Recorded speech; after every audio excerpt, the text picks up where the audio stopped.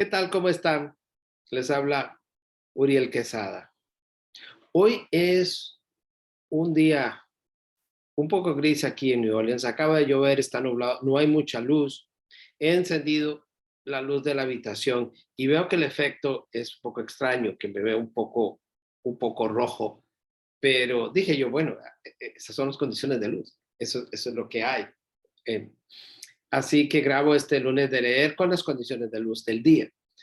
Em, Hoy quería hablarles un poco sobre los libros como parte de la vida personal, como libros que, que son entrañables y que se integran a la biografía de uno, sobre todo para quienes leemos mucho.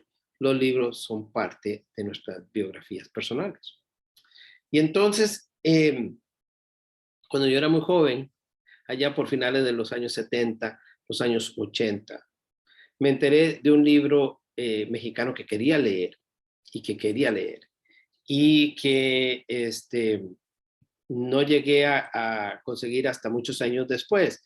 ¿Y por qué muchos años después? Bueno, porque la distribución de los libros no era lo que es ahora.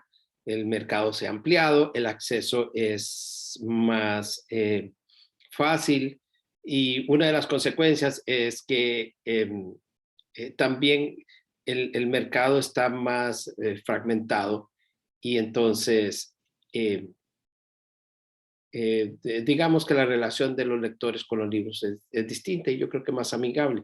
En aquella época había largas esperas o había que hacer cosas como, por ejemplo, viajar a otro país para comprar los libros que uno quería.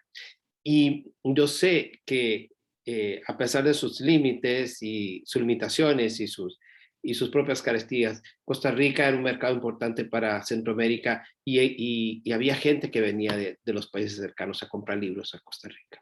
Bueno, este libro en particular, que les muestro la portada, es del mexicano Fernando del Paso, se llama Palinuro de México y tenía muchas ganas de leerlo. Ganó el premio Rómulo Gallegos y otros premios importantes, pero no se conseguía en el país. Esta edición que ven aquí es la edición original de Ediciones Alfaguara, que aquel entonces era una editorial de avanzada, era una editorial que tomaba riesgos y era una editorial que tenía estas portadas. Todos los libros eran iguales.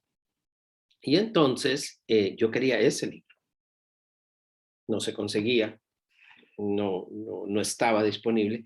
Y resulta que a raíz de algunos de esos premios, pero también a raíz de ciertas relaciones personales y situaciones personales que les voy a contar, Fernando del Paso, el autor, llegó a Costa Rica. Bueno, ¿cuál es la situación personal? Fernando del Paso tenía familia en Costa Rica. Su hermana se había casado en Costa Rica y vivía allí con sus hijos. Y entonces él vino, se hizo una presentación de un libro que no existía, porque no era que no hubiera el libro físico, lo que pasa es que no estaba en Costa Rica.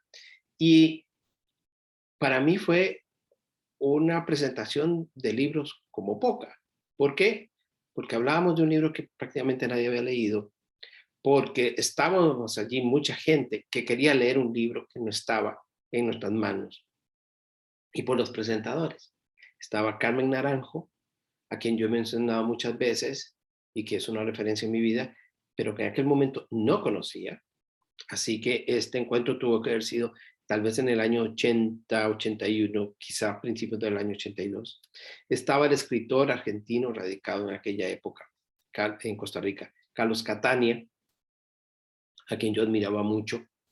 De él se había leído algunos de sus libros, leía sus reseñas cinematográficas, era como una referencia y una especie de personaje cultural tanto extravagante en el ambiente costarricense. Y estaba Fernando del Paso, un señor muy afable, muy tranquilo, que era capaz de escribir pocos libros, pero libros extensos y complejos.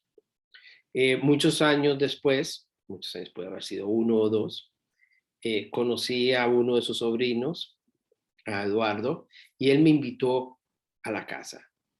Ya para entonces yo tenía el libro, Fernando del Paso me lo dedicó con mi cochinita pibil, y gracias a esa conexión con Eduardo Rodríguez del Paso, pude lograr que otros libros de su tío fueran autografiados para mí. Y años después, por otras coincidencias de la vida, pasé por Nueva York. El escritor Virgilio Mora, que vivía allá desde los años 60, me dijo, bueno, yo te puedo dar alojamiento.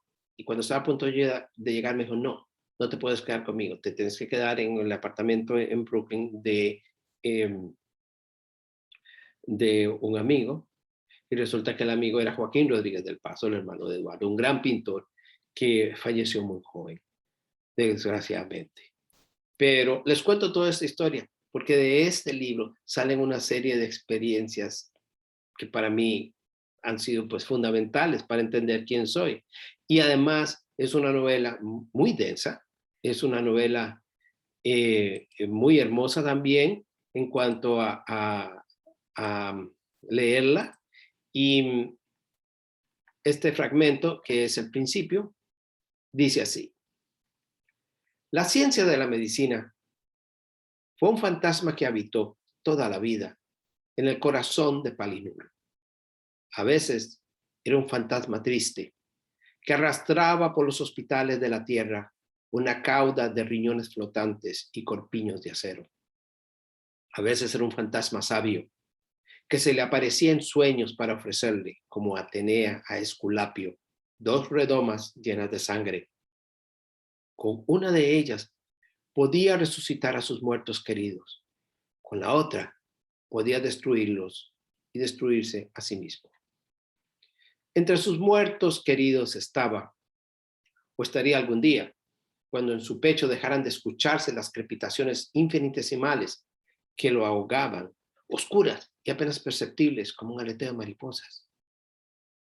Estaba el tío Esteban, uno más de los seres queridos o admirados por Palinuro, que como él estaban vinculados desde siempre con la medicina.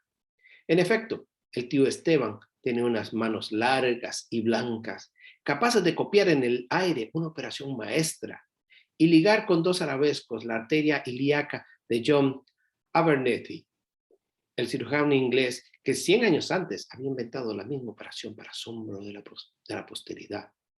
El tío Esteban, decíamos, soñó también con ser médico algún día. Así empieza esta novela maravillosa, una novela que es una experiencia leerla. Una novela que me acompañó sentimentalmente, me acompaña sentimentalmente después de muchos años. Espero que tengan la oportunidad de leerla. Ahora se consigue en todas partes y es muy fácil. Un clásico de la literatura mexicana. Que esté muy bien.